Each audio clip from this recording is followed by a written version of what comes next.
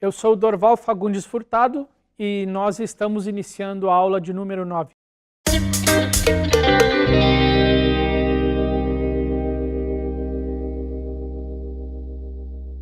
Na aula anterior, nós observamos como os óleos vegetais eram produzidos há vários milhares de anos. Mas nesta aula nós vamos ver um ponto bastante interessante. Como a indústria moderna processa óleos vegetais, em princípio, e como esses óleos vegetais podem ser ofensivos à nossa saúde. Vamos nessa? Converter um alimento à base de plantas em óleo vegetal é um processo químico bastante complicado, pois o óleo não é simplesmente espremido do vegetal como muitos querem que acreditemos. O produto final possui muitas cadeias carbônicas que são totalmente indefesas ou desprotegidas contra danos causados pelo calor e pelo ataque de radicais livres. O produto final é um dos muitos óleos vegetais comuns, tais como o óleo de colza, que é o famoso óleo de canola, ou então os óleos de soja ou de girassol. O óleo de milho exige uma das químicas mais intensas e uma complexa manipulação mecânica da fonte vegetal, eliminando praticamente todos os elementos naturais, incluindo os nutrientes, para produzir esse óleo não natural. Isso também danifica e o torna indefeso à oxidação. Então vamos agora aos passos na produção dos óleos vegetais. O primeiro passo que a indústria usa para produzir os óleos vegetais chama-se pressionamento. E é o primeiro deles. E envolve a extração de uma pequena quantidade de óleo, em torno de 5 a 10% da capacidade daquela matéria vegetal. Isso envolve tomar sementes quase sempre geneticamente modificadas, imunes a pesticidas, esmagando-as, aquecendo-as a temperaturas bastante elevadas, pressionando-as e finalmente ensopando-as em um banho de hexano e outros solventes feitos a partir do petróleo bruto. Petróleo? Quem diria? O óleo é então separado a partir do resíduo da semente e o fosfato é adicionado. O resíduo seco é quase sempre utilizado como ração animal. Pobres animais e humanos que os comem, né? O segundo passo da industrialização dos óleos chama-se neutralização, que é a retirada de sabor indesejável. E depois vem o branqueamento e a desodorização, que são as últimas partes desse passo. O aquecimento, a prensagem e o banho químico deixam o óleo vegetal com danos oxidativos irreparáveis, o que significa que possuem uma cor escura e exalam um mau cheiro insuportável. Essa substância, que vai parar na sua mesa, passa por um processo chamado de branqueamento, que assim como você faz com as suas meias sujas em casa, remove a cor escura indesejada. Na sequência, o óleo é cozido em temperaturas extremamente elevadas, às vezes ultrapassando 300 graus Celsius, algo muito maior do que o ponto de fumaça de quase todos esses óleos, a fim de remover as substâncias residuais que provocariam um gosto horrível, amargo no óleo. Este processo final é apropriadamente chamado de desodorização. Fique atento, pois qualquer coisa que precisa ser desodorizada e dessaborada, ou seja, ter seu sabor ruim eliminado a fim de ser posta à mesa, não parece algo muito saudável.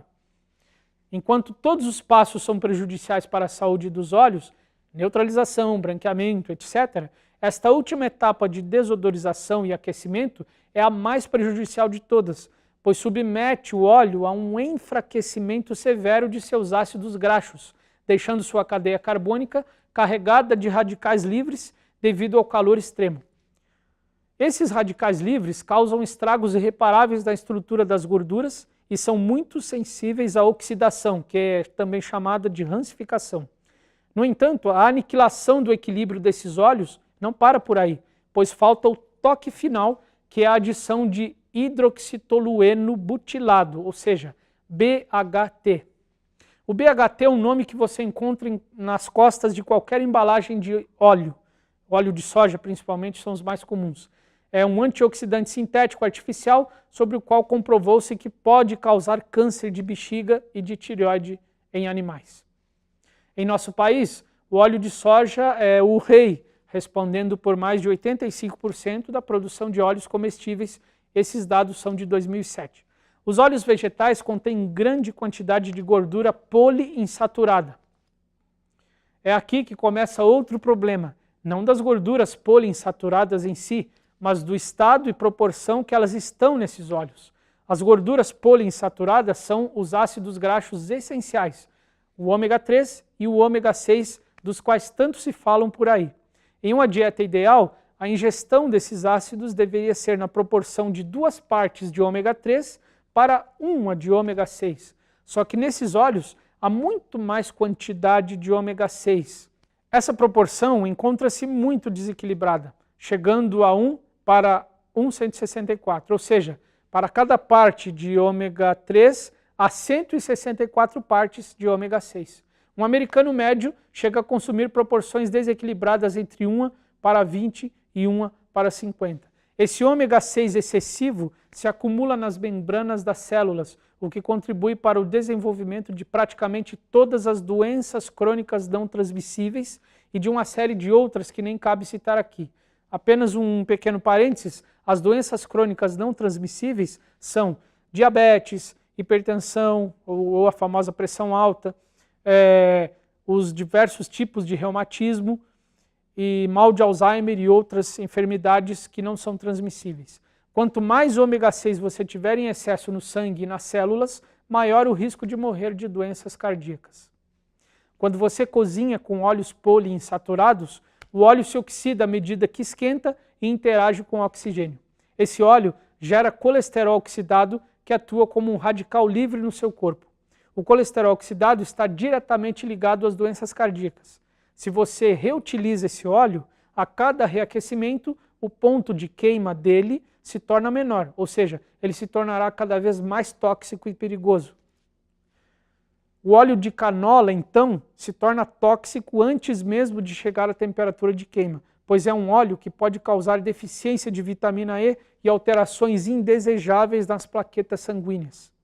Apesar de o óleo de soja ser industrializado e conter antioxidantes sintéticos como o TBHQ, que nós já citamos, ele é um pouco mais resistente à perigosa oxidação observada nos óleos de canola e de milho.